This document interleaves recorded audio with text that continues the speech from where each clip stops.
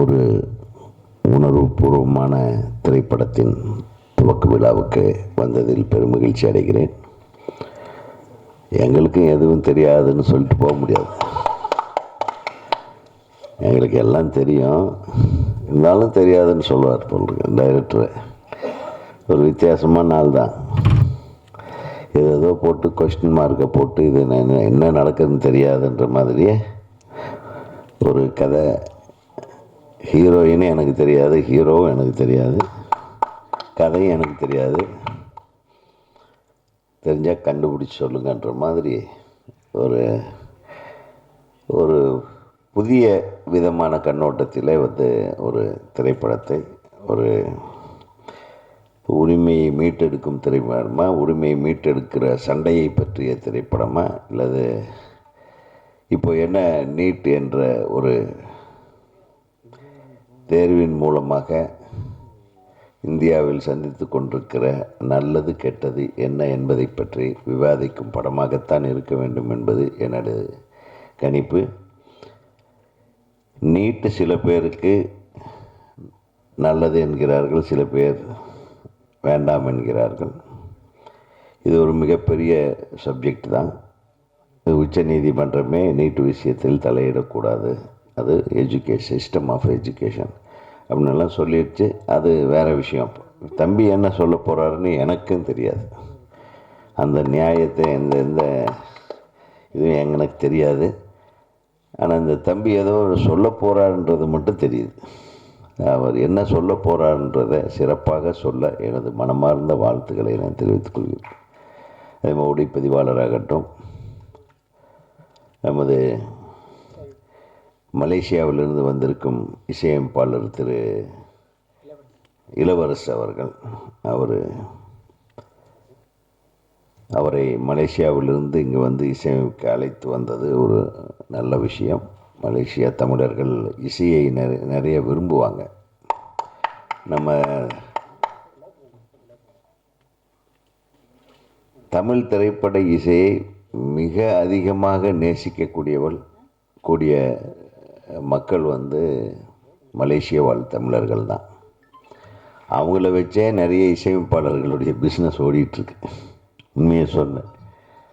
ஆக ஒரு படம் இங்கே சுமாராக ஹிட் ஆகிற பாட்டு கூட அங்கே ரொம்ப ரசித்து கேட்டு அதை பெரிய ஹிட் ஆக்கிடுவாங்க. ஆக அந்த மாதிரி மலேசியாவிலிருந்து ஒரு இசையமைப்பாளரை அழைத்து அவரை இங்கே தனது படத்துக்கு இசையமைக்க வைக்கிறார் என்றால் அது உண்மையிலுமே சூர்யா சுப்பிரமணியத்துக்கு எனது மனமார்ந்த வாழ்த்துக்களை தெரிவித்துக் கொள்கிறேன். இசையமைப்பாளருக்கும் எனது வாழ்த்துக்களை தெரிவித்துக் கொள்கிறேன். பெரியவர் ஐயா பூஜையை ரொம்ப சிம்பிளாக கச்சிதமாக அப்படியே ஒரே சுற்றி முடிச்சிட்டாரு. அவருக்கு எனது வணக்கத்தை தெரிவித்துக் கொள்கிறேன். நமது இயக்குனர் சங்க செயலாளராக போட்டியின்றி தேர்ந்தெடுக்கப்பட்ட எனது அன்பு சகோதரர் திரு பேரரசு அவர்களுக்கும், காடு வெட்டி என்ற திரைப்படத்தின் இசையமைப்பாளர் அவர் அவருடைய பாட்டை அவருடைய பட இசை வெளியீட்டு விழாவில் நான் அவரை பார்த்தேன். ரொம்ப சிறப்பாக செஞ்சுருக்காங்க, வாழ்த்துக்கள். மற்றும் நமது இளைய இயக்குனர்கள், அந்த படத்தின் ஒளிப்பதிவாளர் அனைவருக்கும் எனது வாழ்த்துக்கள். இந்த திரைப்படத்தில் யார் நடிக்கிறாங்கன்னு நான் சொல்ல மாட்டேன்ட்டார். சரி, சொல்லாத அந்த நடிகர்களுக்கும் எனது வாழ்த்துக்கள். இல்லையா, ஆடியோ ரிலீஸ் வரையில் வெயிட் பண்ணுன்ட்டார். சரி, ரொம்ப நல்லது. ஆடியோ ரிலீஸுக்கு வரையில் நாங்கள் வெயிட் பண்ணுறோம். நீங்கள் ஒரு நல்ல பாடல்களை எல்லாம் கொடுத்து இந்த திரைப்படத்தை மிகச்சிறந்த முறையிலே இயக்கி, இது அரசாங்கத்துக்கு எதிரான கருத்துக்களை முன்வைத்து விடாமல், மத்திய அரசு என்ன சொல்கிறது, மாநில அரசில் அல்லது நீட்டை எதிர்க்கிறவர்கள் என்ன சொல்கிறார்கள் என்ற கருத்தை நீ பதிவு செய்தால் மட்டுமே போதுமானது. ஏன்னா கருத்தை யார் வேணாலும் பதிவு செய்யலாம். முடிவு எடுத்து ஒரு போராட்டத்தை முன்னெடுக்கும் அந்த நிலைமையிலிருந்து இந்த நீட் எக்ஸாம் என்பது மாறிவிட்டது என்பதை உணர்ந்து கொள்ள வேண்டும். அதை போட்டு திருப்பி திருப்பி அரைச்சிட்டு இருக்கக்கூடாது. அதனால் எதை செய்தாலும் நன்றாக சிந்தித்து இது தேவையா, இது தேவையில்லையா, எது இதுக்கு தேவை, எது நம் மக்களுக்கு தேவை என்பது. இல்லை நமக்கு தெரியல அப்படின்னா கடைசியில் தெரியலேன்னே சொல்லிவிடு, படத்துக்கு முடியலையும் தெரியாமையே போகட்டும் என்று கூறி, ஒரு விஷயம் மட்டும் தெரியுது, நீ எதையோ சொல்ல விரும்புகிற ஒரு சிறந்த இயக்குனராக வருவேன்றது மட்டும் தெரியுது என்று சொல்லி சிக்கனமாக படம் எடுத்து இந்த திரைப்படத்தை வெளியிட்டு அதில் வெற்றி காண வேண்டும் என்று திரைப்பட இயக்குனர் சங்க பொருளாளர் பேரரசு அவர்களை பேச அன்புடன் அழைக்கிறோம்.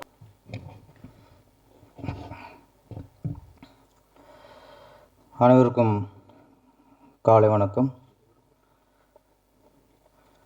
நியாயம் எதுவும் எங்களுக்கு தெரியாது பட டீமுக்கு, படத்தின் இயக்குனர் தயாரிப்பாளர் சூர்யா சுப்ரமணியம் அவர்களுக்கும் என்னுடைய வாழ்த்துக்கள்.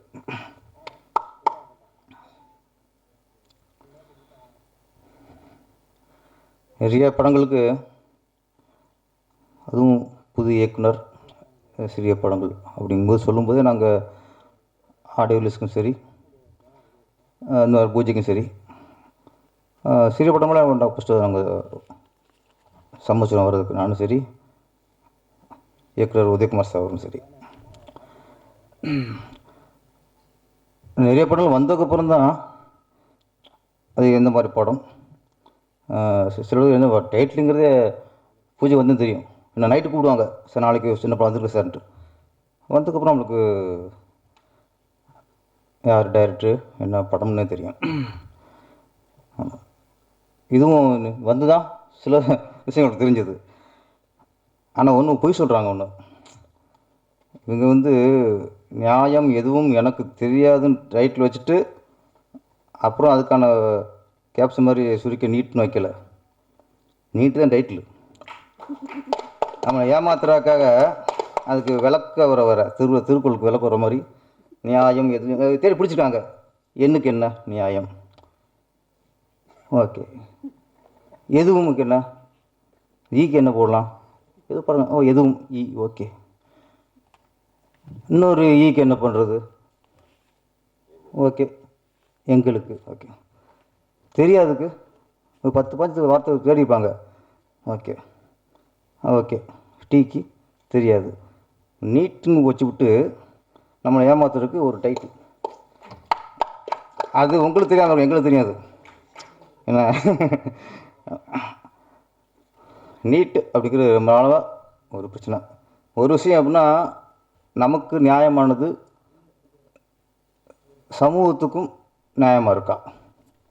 சிலது நமக்கு நியாயம் தெரியும், அது சமூகத்துக்கு நியாயம் இல்லாமல் தெரியும். சிலது நமக்கு அநியாயமாக இருக்கும், சமூகத்துக்கு நியாயமாக இருக்கும்.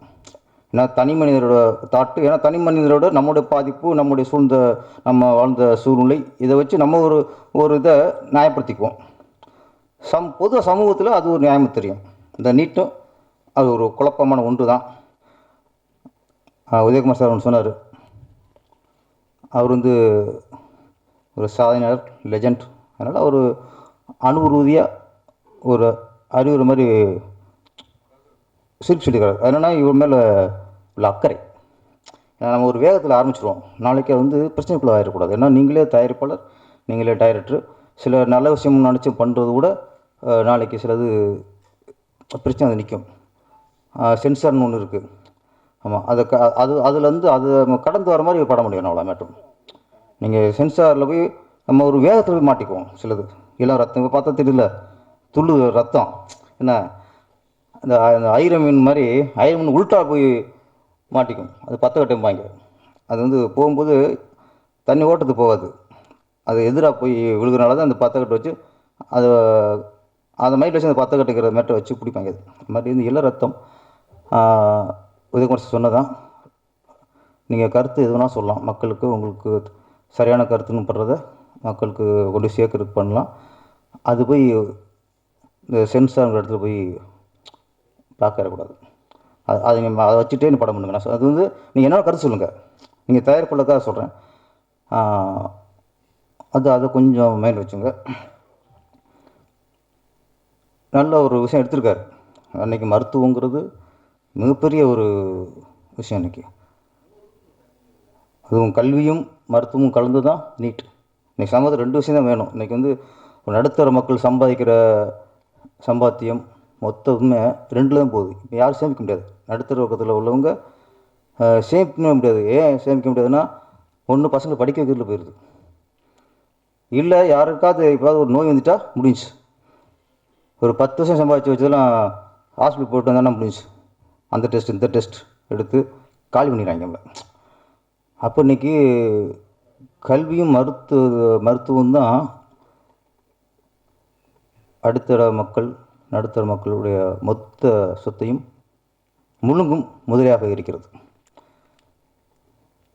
அப்போது கல்வியும் இது சேர்ந்து தான் அவங்களுக்கு மருத்துவ கல்விங்கிறது 2 சேர்ந்து வச்சு. அப்போ அது ரொம்ப கரெக்டாக இருக்கணும். மருத்துவ கல்விங்கிறது நியாயமானதாக இருக்கணும், அதில் தர்மம் இருக்கணும், அதில் வந்து மக்கள் நேசம் இருக்கணும், மனிதாபிமானம் இருக்கணும். வெறும் வியாபாரம் மட்டும் இருந்தால் நிறைய உயிருக்கு இன்றைக்கி ஆபத்தை வருது. அரைகுறையாக படித்தவன், பணம் கொடுத்து டாக்டர் ஷீட் வாங்கி படித்தவன், இவங்கனால தான் இன்றைக்கி நிறைய மரணங்கள் நிகழ்வது இவங்களால தான். அப்போ தகுதியான டாக்டர் வரணும், தகுதியான மருத்துவம் இருக்கணும். இது உயிர் பிரச்சனை. மற்ற வியாபாரம் அதுங்க வேறு, மருத்துவங்கிறது உயிர் சார்ந்தது. அப்போ அதில் தகுதியானவன் தான் அந்த சீட்டில் உட்காரணும். நிறைய போல் டாக்டர்னால எவ்வளோ சீரழிஞ்சு. முன்னெல்லாம் ஒரு மருத்துவத்தை போவோம், பெருசாக படிச்சிக்க மாட்டாங்க.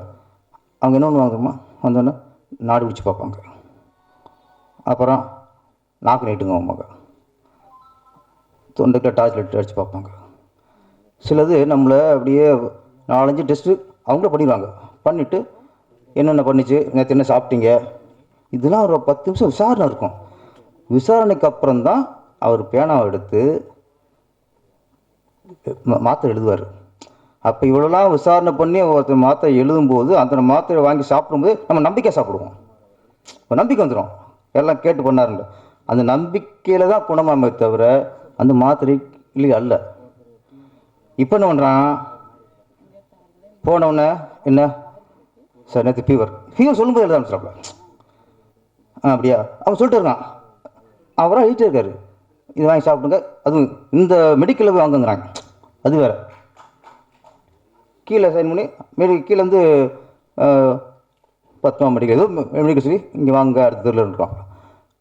நம்ம நினைக்கிறோம் ஓகே இந்த மருந்து இங்கே தான் கிடைக்கும் போல இருக்குது, எல்லாருக்கும் மெடிக்கலும் கிடைக்கும், இவன் இங்கே கமிஷன் வச்சுக்கிறது. இப்போ நம்ம என்னடா சொல்லும் முன்னாடியே எழுத ஆரம்பிச்சிட்டாரு அப்படின்னு ஒரு டவுட் வருத்தில, அந்த டாக்டர் நம்பிக்கலாம் போகுது.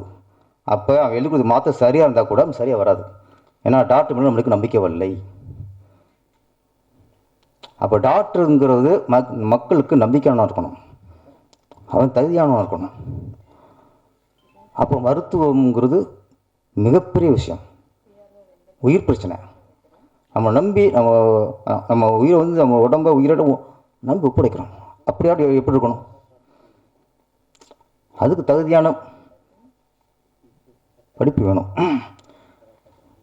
இன்னொன்று பார்த்திங்கன்னா, நம்ம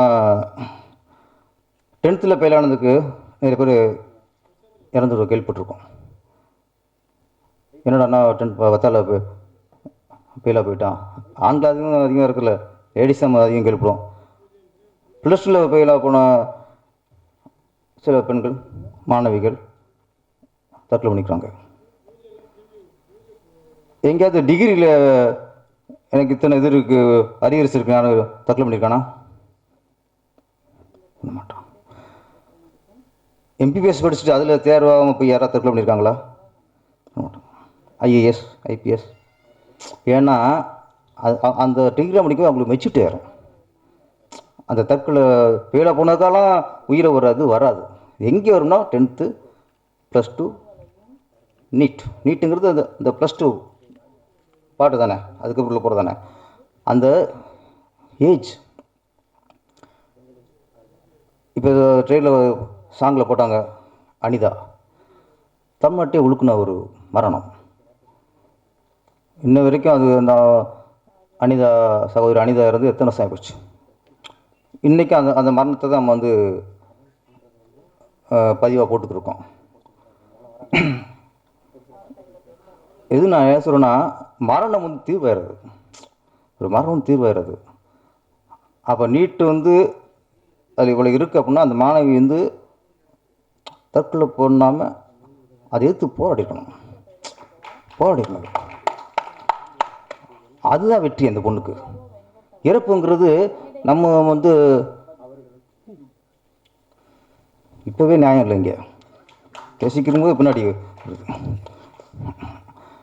அப்போ இறப்பு தீர்வாயிடாது.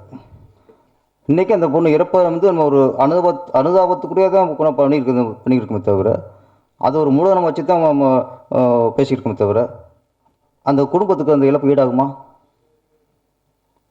நான் சொல்கிறேன், நான் இதுக்காகத்தான் இருக்கிறேன். இது ஒரு பதிவு. அந்த பொண்ணு பண்ணிட்டு இருந்திருந்தா அது ஒரு வீரியமாக இருந்திருக்கும் சொல்கிறேன். அதனால் வெறும் இந்த தோல்வியை தாங்காமல் இறந்து போகிறதுலாம் மிகப்பெரிய வேதனை. அந்த குடும்பத்துக்கு இது என்ன ஈடு செய்ய முடியாது. அதனால் மாணவிகள் இந்த தேர்வில் தோல்வடைஞ்சதுக்கெல்லாம் மனம் உடையக்கூடாது. அதுக்கு போயெல்லாம் நம்ம தற்கொலை பண்ணிக்கூடாது. மிகப்பெரிய ஒரு கோழைத்தனம். அது இதுக்குமே நடக்கக்கூடாது. இன்னொன்று, கவர்மெண்ட் இந்த மாதிரி ஒரு இறப்புக்கு வந்து கவர்மெண்ட் வந்து அதுக்கு ஒரு நிதி கொடுக்குறது, அதுக்கு இது பண்ணி ஊக்குவிக்கிற மாதிரிலாம் அது பண்ணும்போது என்னென்னா தப்புலாம் தெரியுது. அரசு வந்து அதுக்கு தவறுனு கண்டிக்கணும். முதல்வரோ மற்ற மந்திரிகளோ அதுக்கு ஒரு அறிக்கை விடணும், ஸ்பீச் கொடுங்க. அதுக்கு ஒரு ஸ்பீச் கொடுங்க. நம்ம எதுக்கோ கொடுக்குறோம்.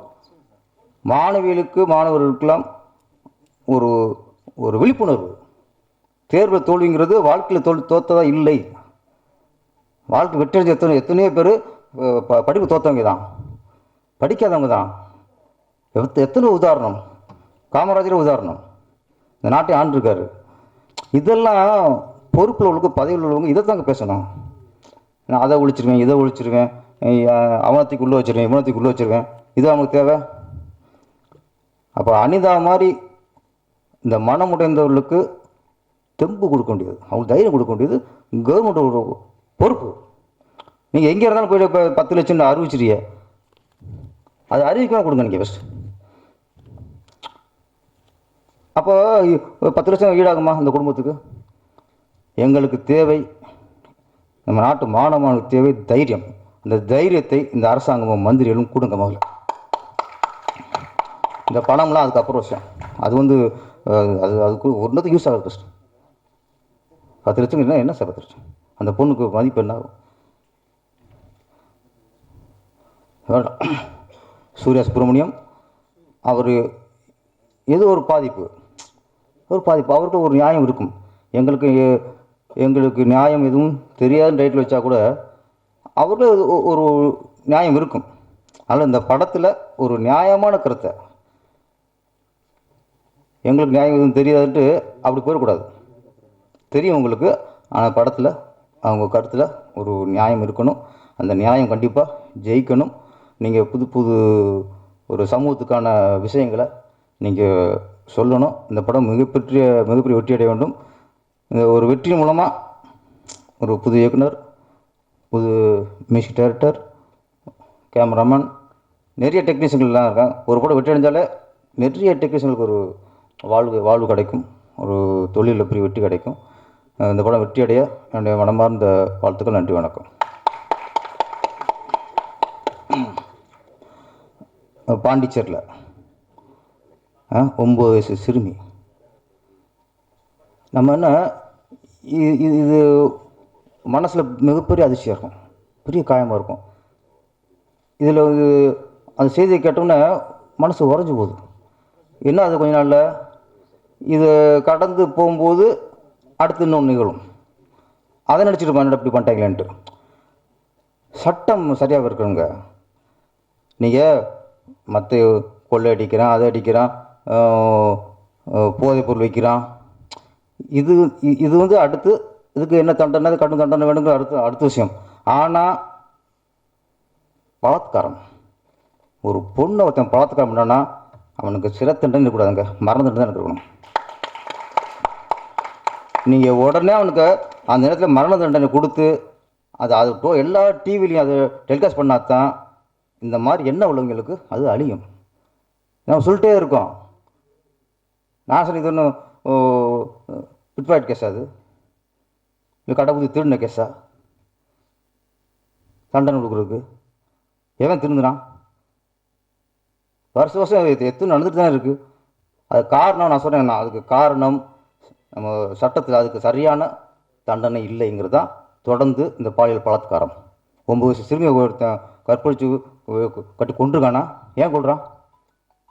இப்போ சொல்கிறேன், அவனை பிடிப்பாங்க, விசாரிப்பாங்க, இவனுக்கு 6 மாதம் 1 வருஷம் சிறை தண்டிருப்பாங்க, அவன் உள்ளே போவான். அதோடு நம்ம மறந்துடுவோம். 1 வருஷம் உள்ளே போவேன், எத்தனை மாதம் வெளியே வராமலுக்கு தெரியாது. அவன் வெளியூர் தெரியுமா அவனுக்கு? அவன் உள்ளே எப்படி இருக்காமனு தெரியுமா அவனுக்கு?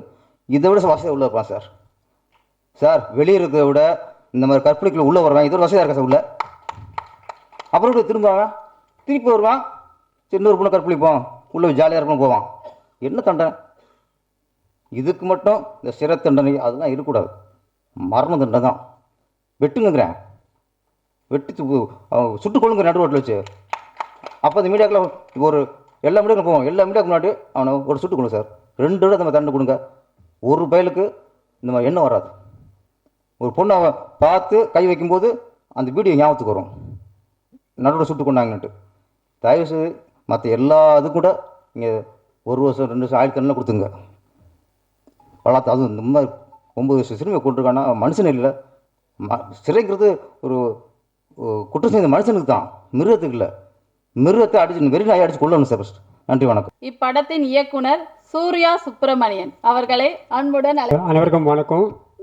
சைலண்ட்டாக கூப்பிட்டாங்க, ஏன்னா நியாயம் அவங்களுக்கு எதுவும் தெரியாது. உண்மையிலே சொன்னால் எனக்கே நியாயம் எதுவும் தெரியாது. ஒரு முக்கியமான விஷயம் என்னென்னா, ஸ்டேஜில் இருக்க சார் ராஜன் சார், நானும் வண்ணாரப்பேட்டை, சார் வண்ணாரப்பேட்டை. அவர் வந்து நம்ம ஊர் மாதிரியாத்தான ஒரு படம் பண்ணார். அதில் நான் வந்து அசிஸ்டன்ட் டைரக்டராக வாய்ப்பு கேட்க போயிருந்தேன். சூர்யா படம் ஆரம்பிக்கும்போது கண்டிப்பாக நான் உன்னை கூப்பிட்றேன் அப்படின்னு சொன்னார். ஆனால் சூழ்நிலைகளால் அது பண்ண முடியாத சூழ்நிலை. அவர் பண்ணிட்டார், பட் நான் வேறு ஒரு படம் கமிட் ஆகியிருந்தேன். ஸோ அவரை நான் கூப்பிட்டது எனக்கு ரொம்ப சந்தோஷம். இந்த பிரசாத் லேப் ஏன் செலக்ட் பண்ண அப்படின்னு சொன்னால், நான் அசிஸ்டன்ட் டைரக்டர் ஆகணும்னு சொல்லிட்டு வந்தப்போ பிரசாத் லேப் வாசலில் உட்காந்த ஃபஸ்ட் இடம் அதுதான். ஸோ அதே இடத்துல நான் இன்றைக்கி வந்து ஸ்டேஜில் நின்று பேசுகிறேன். அது என்னோடய வளர்ச்சி. அதுக்காக நான் கடினமாக உழைச்சிருக்கேன். நியாயம் எதுவும் எங்களுக்கு தெரியாது அப்படின்னு ஏன் டைட்டில் ஃபிக்ஸ் பண்ணோம் அப்படின்னு சொன்னால், இன்றைக்கி இருக்க இந்திய மக்களுக்கு நியாயம் எதுவும் தெரியாது. அதான் நிதர்சனமான உண்மை. மத்திய அரசோ மாநில அரசோ நம்ம யாரையும் நம்ம குறை சொல்கிற மாதிரி தான் இல்லை. இந்த படத்தில் ஒரு உணவுபூர்வமான உண்மை ஒன்று இருக்குது, அது ஸ்க்ரீனில் தான் தெரியும்.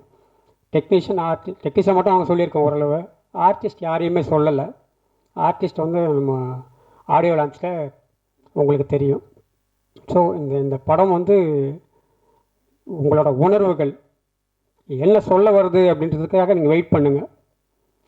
எலெக்ஷனில் ஓட்டு போட்டு ரிசல்ட்டுக்காக நம்ம வெயிட் பண்ணுறோம். அந்த மாதிரி ஒரு அதிகபட்சம் ஒரு 30 நாள் 35 நாள் வெயிட் பண்ணுங்கள். இதற்கான விஷயம் உங்களுக்கு தெரியும். நம்ம யாரை பற்றி பேசுகிறோம், என்ன சொல்ல போகிறோம் அப்படின்றதெல்லாம் இங்கே நான் எதுவும் சொல்ல விரும்பலை. நியாயம் எதுவும் எங்களுக்கு தெரியாது. திரும்ப நாங்கள் சொல்கிறது தான், நியாயம் எதுவும் எங்களுக்கு தெரியாது. இது நியாயம் இல்லையா அப்படின்ற சொல்ல போகிறது நீங்கள் தான். அதுதான் கொஷின் மார்க் போட்டிருக்கேன். National exam to eliminate Tamil Nadu அப்படின்னு போட்டிருக்கோம். கொஷின் மார்க் தான் போட்டிருக்கேன். அந்த கொஷினுக்கான ஆன்சரை எழுத போகிறது நீங்கள் தான். ஏன்னா ஒவ்வொரு திரைப்படத்தையும் வந்து மக்கள் மத்தியில் போய் சேரும்போது தான் அதுக்கான விடை கிடைக்குது. அந்த விடை வந்து ஆடியன்ஸ் தான். மீடியா நண்பர்களுக்கு ஒரு விஷயம் சொல்கிறோம், கொஞ்சம் சப்போர்ட் பண்ணுங்கள். We are upcoming. இப்போ தான் நாங்கள் வளர்ந்து வரோம், முதல் அடியை எடுத்து வைக்கிறோம். Stepping stone. நீங்களாம் சப்போர்ட் பண்ணால் தான் நாங்கள் அடுத்தபடியை தாண்ட முடியும். அனைவருக்கும் நன்றி. பட விநியோகஸ்தர் சங்க தலைவர் கே ராஜன் அவர்களை மேடையில் பேச அன்புடன் அழைக்கிறோம். சமுதாய சிந்தனைகளோடு படத்தையும் வாழ்த்திய என் அருமை சகோதரர் பேரரசு அவர்களே, நம்முடைய மருத்துவர் மிகச் சிறப்பாக பேசினார். அவரும் பட தயாரிப்பாளர். மற்ற சகோதரர்களும் வாழ்த்தி பேசினார்கள். இந்த படம் வெற்றி பெற வேண்டும். நியாயம் எதுவும் எங்களுக்கு தெரியாது.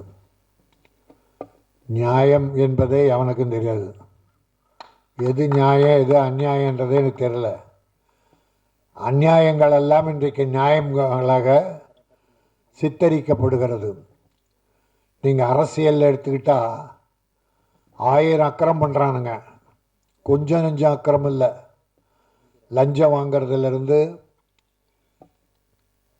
கற்பழிப்பு விவகாரத்திலிருந்து பல அக்கிரமங்கள் குற்றங்கள் செய்கிறாங்க. ஒரு கணக்கு பார்த்தேன், யாரோ இந்த யூடியூப்பில் பேசியிருந்தாங்க. டெல்லி பாராளுமன்றத்தில் இருக்கிற எம்பிக்களில் ஏறக்குறைய ஒரு 200 பேருக்கு மேலே குற்றவியலில் சம்மந்தப்பட்டிருக்காங்க. மோசடி, பாலியல், பல விஷயத்தில் சம்மந்தப்பட்டிருக்காங்க. ஆக மக்களுக்கு சேவை செய்கிறேன்னு வர்ற எவனும் இப்போ நியாயம் இல்லை. ஒரு காலத்தில் பெருந்தலைவர் காமராஜ், கக்கஞ்சி, நேருபிரான், பல காலங்கள் பல பெரியவங்க இருந்து தியாகிகள் இருந்திருக்காங்க. ஒரு தடவை கக்கன் போலீஸ் மந்திரி, காமராஜ் சீஃப் மினிஸ்டர். அப்போது ஒரு ஃபங்க்ஷனுக்கு போகிறார் காமராஜ், ஒரு ஸ்கூல் திறந்து வைக்க. வழியில் தான் கக்கன் அமைச்சராக, கக்கன் பேரே பல பேருக்கு தெரியாது, அவர் அமைச்சர். அப்போ கக்கனையும் கூட்டிகிட்டு போயிடலாம் அப்படின்னு காமராஜுடைய கார், கக்கன் அது ஒரு குடிசை பகுதி மாதிரி இருக்கும், ஒரு ஏழ்மையான பகுதியில் தான் அவர் இருந்திருக்கார். போனால் வெளியிலேருந்தே கக்கனை கூப்பிட்டு வா ஃபங்க்ஷன் போகலான்னு. இல்லை, நான் ஒரு 1 hour கழித்து வர்றேன், நீங்கள் போயிடுங்க அப்படின்னு கக்கன் மந்திரி, போலீஸ் மந்திரி சொல்கிறார். அப்போ வேண்டாம், கார் தான் இருக்க, வாயம் போகலாம். நான் இல்லையா, இருந்த ஒரு கதர் சட்டையை துவைச்சி காய போட்டிருக்கையா, அந்த காஞ்சி முடிஞ்ச உடனே போட்டு வரையான்னு சொன்னார் மந்திரி.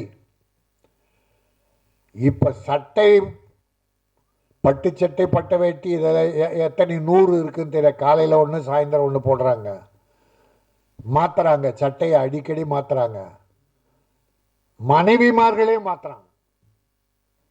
ஊருக்கு ஒரு மனைவி வச்சிருக்காங்க. அநியாயங்கள் அதெல்லாம் இன்றைக்கு நியாயமாக்கப்படுகிறது. நீட்டு தேர்வு வைத்து இந்த படம் என்று தம்பி சூர்யா சுப்பிரமணி துணிச்சல்காரர். இல்லைன்னா இந்த காலத்தில் படம் ஆரம்பிப்பாரா? இவ்வளோ சிரமம். ஒரு படம் எடுத்து ரிலீஸ் பண்ணுறது அவ்வளோ சிரமம். ஆனால் தம்பி துணிச்சலோட, இறைவன் அருளோட, அப்பா அம்மாவுடைய அருளோட இந்த படத்தை ஆரம்பிச்சிருக்கார். அவர் சொன்னார், நான் நம்ம ஊர் மாரியம்மான்னு ஒரு படம் எடுத்தேன், அப்பா அசிஸ்டண்ட்டாக இருந்தேன்னு சொன்னார். மகிழ்ச்சி எனக்கு. தெரியல, அந்த தம்பியை எனக்கு ஞாபகம் இல்லை. 1990 நம்ம ஊர் மாரியம்மா. நல்லா போச்சு. அப்போ அந்த தம்பி இருந்திருக்காரு கூட. அதை நினைவில் வைத்து சொன்னமைக்காக என்னுடைய பிள்ளைகளில் ஒருவனாக அவனை வாழ்த்துகிறேன். நீ வெற்றி பெறணும்.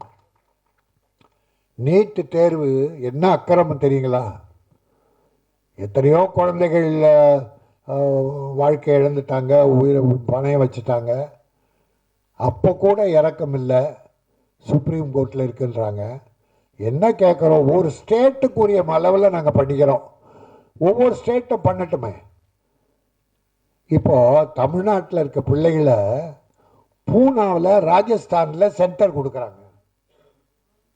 இங்கத்து குழந்தைங்க, பெண் குழந்தைங்க, பிள்ளைங்க, அதுக்கு அடுத்த ஏரியாவே தெரியாது. ஆனால் பூனா, ராஜஸ்தான், பீகார் அங்கே சென்டர் போட்டு நம்ம பிள்ளைகளை அலைய விடுறாங்க. எவ்வளோ கேவலம்! எதுக்காக? அப்புறம் இன்னொரு அக்கிரம் நடக்குது. சில பிள்ளைகளுக்கு அங்கே ஸ்டேட் பிள்ளைங்களுக்கு பதிலை அவங்களே கொடுக்குறாங்க, பேப்பரை அவங்களே கொடுக்குறாங்க. கேள்விப்பட்டது, நடந்தது. அதனால் அந்த பிள்ளைகள்லாம் பெருசாக வருது. இப்போ பாருங்கள், அரசாங்கம் ரயில்வேல எக்ஸாம் வைக்கிறாங்க வேலைக்கு, சென்ட்ரல் கவர்மெண்ட்டில் நிறைய வேலைக்கு எக்ஸாம் வைக்கிறாங்க. ஆனால் தமிழன் 1000 பேருக்கு 2 பேர் கூட பாஸ் பண்ண மாட்டேங்கிறான். 900 பேர் நார்த் இந்தியன். எப்படி? ஏற்கனவே விவகாரங்களாம் அவங்களுக்கு தெரிஞ்சு போகுது. வஞ்சிக்கப்படுவது தமிழன். இப்படி இருக்கக்கூடாது, இந்த அநியாயங்கள்லாம் இருக்கக்கூடாது. எதுவாக இருந்தாலும் குழந்தைகள் அவங்க மனசு நோக்கக்கூடாது. அவங்கெல்லாம் வளர்ந்தா இந்தியா வளர்ந்ததில்லை. வாய்கழியே பேசுகிறோம், என்னென்னமோ பேசுகிறோம். எதிர்கால குழந்தைகளுக்காக வாழணும். ஆனால் குழந்தைகளை க்ளோஸ் பண்ணிகிட்டு இருக்கீங்க. அதனால் இந்த படம் ஒரு அற்புதமான விஷயத்தை மக்களுக்கு எடுத்து சொல்ல வேண்டும். அது மக்கள் ஏற்று அதன் வழி நடக்க வேண்டும். நல்ல விஷயமாக இருக்க வேண்டும். மாணவர்களுக்கும் நல்ல அறிவுரையாக இருக்க வேண்டும். இப்போது சின்ன படங்கள்லாம் 100க்கு 90 படம் இல்லை, 95 படம் ஃபெயிலியர், ஜெயிக்கிறதில்ல. அப்படி தான் பார்க்குறோம். ஆனால் இந்த கடந்த 1 வருஷம் 2 வருஷத்தில் ஒரு 10 சின்ன படம் மிகப்பெரிய வெற்றி பெற்றிருக்க. அது எப்படி? பெரிய படம்லாம் சின்ன படமாகிடுச்சு சார். பெரிய ஹீரோஸ் படம்லாம் சின்ன படமாக போயிடுச்சு. ஆனால் சின்ன படங்கள் பெரிய படமாயிடுச்சு. காரணம் கதைக்களம், இயக்குனர் தான் எல்லாமே.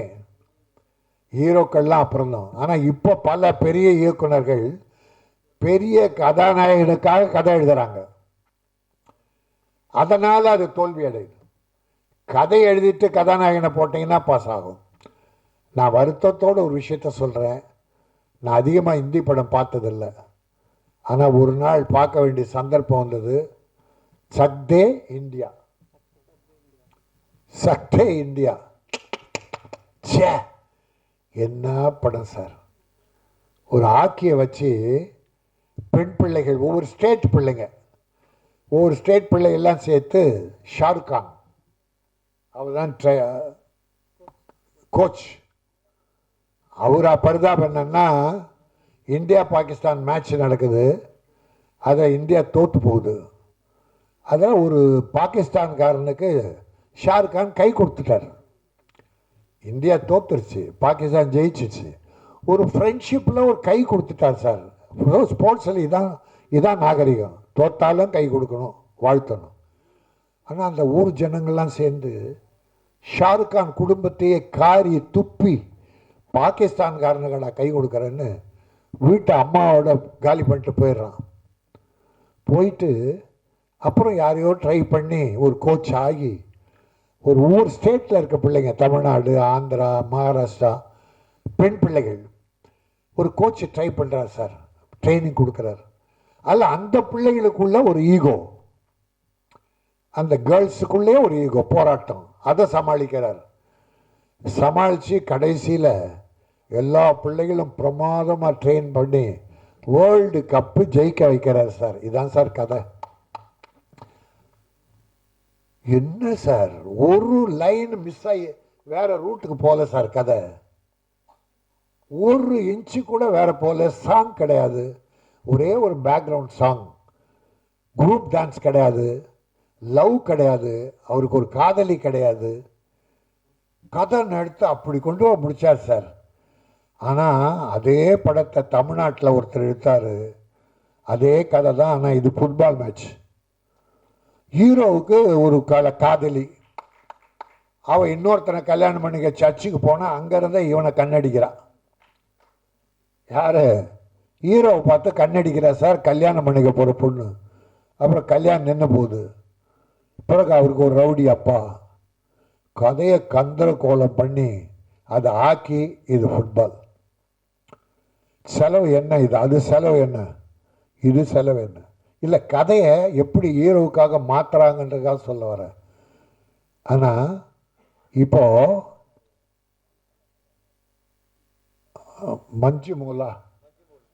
மஞ்சுமோல் பாய்ஸ் கேள்விப்பட்டிருப்பீங்க, கேரளா படம்.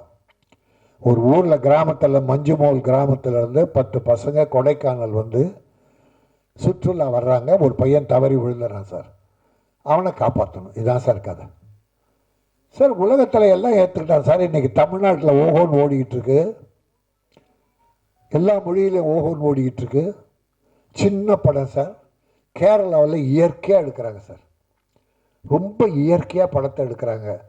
கதாநாயகனுக்காக எந்த மம்முட்டி இருக்கட்டும், மோகன்லால் இருக்கட்டும், எந்த செலவும் எக்ஸ்ட்ரா செலவு பண்ணுறதில்ல சார். தேவையான விஷயத்த சிம்பிளாக சிக்கனமாக பண்ணுறாங்க. ஜெயிக்குது, கதை ஜெயிக்குது. அதனால் டைரக்டருக்கு சுதந்திரம் கொடுத்துடணும், அதில் யாரும் தலையிடக்கூடாது. அதே போல் அங்கே தானா, இங்கே ஒரு ரஞ்சித்துன்னு ஒரு டைரக்டர், அவர் சக்ஸஸ் பண்ணி பேர் எடுத்துட்டார். ஆனால் இப்போ அவர் என்ன பண்ணுறாரு, அவருடைய அசிஸ்டண்ட் டைரக்டர்களுக்கு ஒவ்வொரு படம் கொடுக்குறார். பரியேறும் பெருமாள் சிம்பிள், எக்ஸ்ட்ரா எதுவுமே இல்லை, குரூப் டான்ஸ் இல்லை, லவ் சாங் இல்லை, பிரமாதமாக போச்சு. இப்போ நான் ஒரு படம் பார்த்தேன், பேரரசு, என்னது பொம்மை நாயகி, ஓடிடியில், தியேட்டர் வந்ததா இல்லையான்னு தெரில, பட் ஓடிடியில் பிரமாதங்க. அதில் அந்த யோகி பாபு தாங்க ஹீரோ, மீதி எல்லாம் கிராமத்து ஜனங்க. புதுசாக 2-3 நடிகர் இருப்பாங்க, மற்றெல்லாம் கிராமம். புது நடிகர்கள், எல்லாரும் புது நடிகர். சக்ஸஸ்ஃபுல்லாக பார்க்க அப்படி இருக்கு. ஒரு ஏழை விட்டு பொண்ணை ஒருத்தன் பலாத்காரம் பண்ணிடுறான், அதை கோர்ட்டில் எப்படி அது ஏழைக்கு நியாயம் கிடைக்கல, பிறகு ஒரு வக்கீல் வாதாடி எப்படி நியாயம் பெறார்.